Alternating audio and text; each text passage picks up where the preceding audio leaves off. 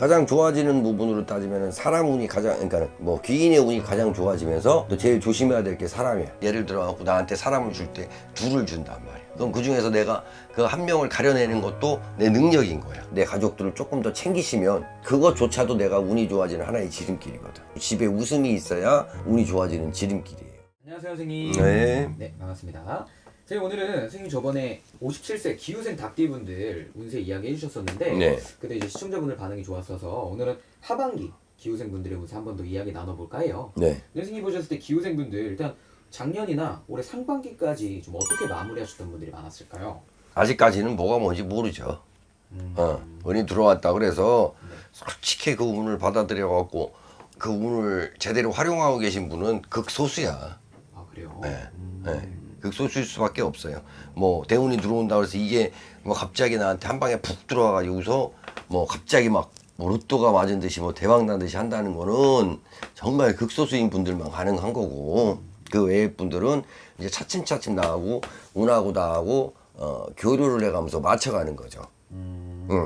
왜냐면 처음에 다른 그러니까는 뭐 쉽게 말해갖고 사람과 운이라는 게 다른 종류가 맞았고 이게 처음부터 합체가 되지는 않는단 말이에요. 한목이 되지는 않아. 이제 서로 동화가 되어가는 과정이 필요하다라는 거예요. 근데 이 과정을 빠르게 진행할 수 있는 게 일단은 사람의 노력.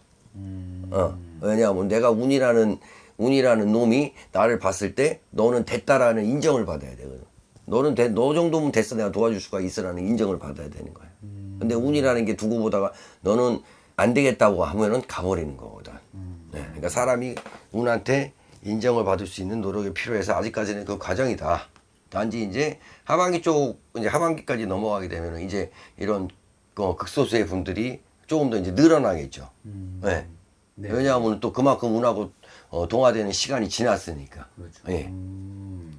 알겠습니다. 그러면은 뭔가 상반기보다는 그래도 하반기 운기가 더 활발할 걸로 기대를 그렇죠. 하시는 거죠? 점점 운만 제대로 갖추신다면 시간이 지나면서 점점 활발해지고, 올해보다 내년이 나아지고, 내년보다 후년이 나아지고, 후년보다 또 그 후년이 나아지고, 점점 이렇게 발전이라는 거를 해간다고. 네네네. 알겠습니다.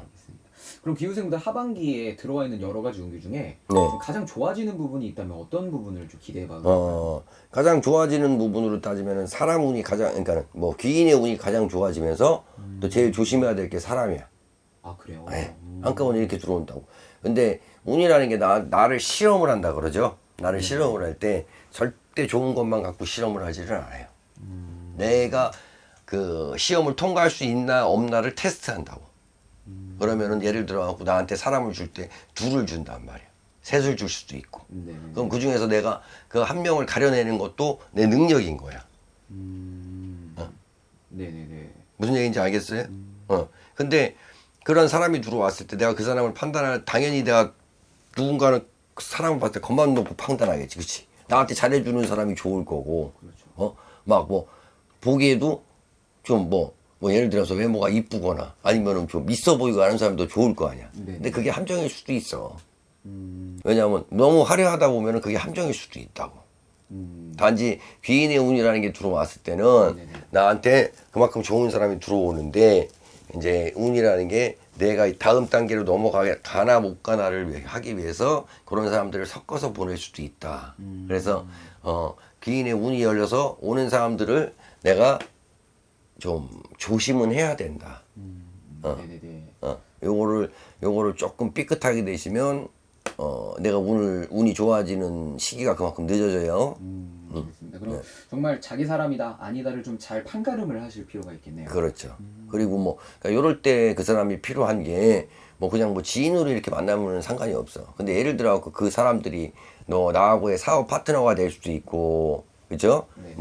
사업 파트너가 될 수도 있고, 나하고 중요한 일을 같이 해야 되는 사람일 수도 있고, 아니면 내가 중요한 그 사람하고의 거래를 해야 될 수도 있고, 아니면 그 사람이 또 나의 상사가 될 수도 있고 직원이 될 수도 있단 말이야. 네. 근데 요럴 때 과연 내가 이 사람들하고, 근데 봐봐, 우리가 회사를 옮긴다 그래도 한 군데 회사 놓고 오진 않고 예를 들어서 두 군데서 결정을 하고 집을 옮길 때도 마찬가지고 그렇잖아. 네네네. 그런 것처럼 이렇게 사람들하고 이런 거를 따졌을 때도 일단은 궁합적으로다가도 나하고 좀 맞는 사람을 하고 그 사람의 운기도 봐야 된다라는 거야. 내가 판단을 못할 것 같으면 어쩔 수 없이 남의 도움을 받아야 되겠지.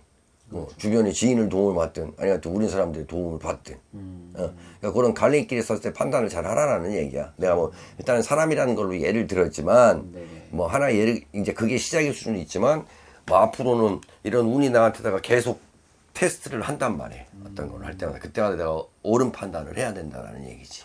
알겠습니다.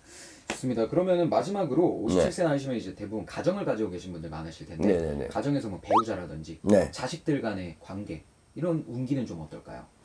일단 뭐 기후생분들 자체가 워낙 좀 기가 센 편이고 기가 좀 센 편이고 강한 사주를 좀 갖고 계셨기 때문에 좀 가정적으로다가는 조금 그리고 내 부모나 형제라든가 가정적으로다가는 조금 권위적이고 그다음에 이제 공격적인 성향이 좀 많을 수는 있어. 근데 결국에는 남는 거는 내 식구밖에 없단 말이야.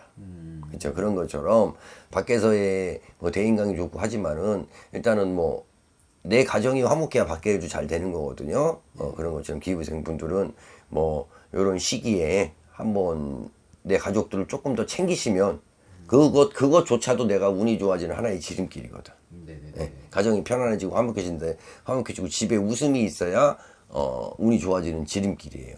그런 것처럼 내가 먼저 좀 그동안에 뭐 예를 들어 갖고 뭐 배우자분이 됐든 아니 뭐 자녀분들이 됐든 좀 이런 기회에 내가 운이 좋아지기 위해서라기보다는 먼저 내 식구들한테 좀 손을 먼저 내밀 수 있는 그런 시기가 좀 됐으면 좋겠어. 그러고 나면은 당연히 집안도 왜냐면 그렇게 또 이렇게 운이 좋은 시기에 내가 손을 내밀면 식구들끼리 좀 다툼이나 이런 불화가 있어서도 화해하기가 편해. 내가 운이 있기 때문에. 근데 내가 운이 나쁠 때는 내가 먼저 손을 내밀어도 싸움이 난단 말이야. 그러니까 이런 시기에는 이렇게 이런 시기에는 그러니까 내가 먼저 좀 가정도 좀 돌보시고 또 남의 아픔도 좀 알아주시고 네네. 알겠습니다. 그러셨으면 좋겠어요. 좋습니다. 그래서 오늘도 이렇게 좋은 말씀 감사드리고 기후생분들 오늘은 어떻게 보면 통계적인 나이만 보고 말씀해 주신 거기 때문에 네. 더 구체적이고 정확한 개인 운세는 상담 통해서 알아주시는 게 가장 좋을 것 같습니다. 네. 오늘도 말씀 감사드리고 다음에 또 찾아뵙겠습니다. 감사합니다. 네.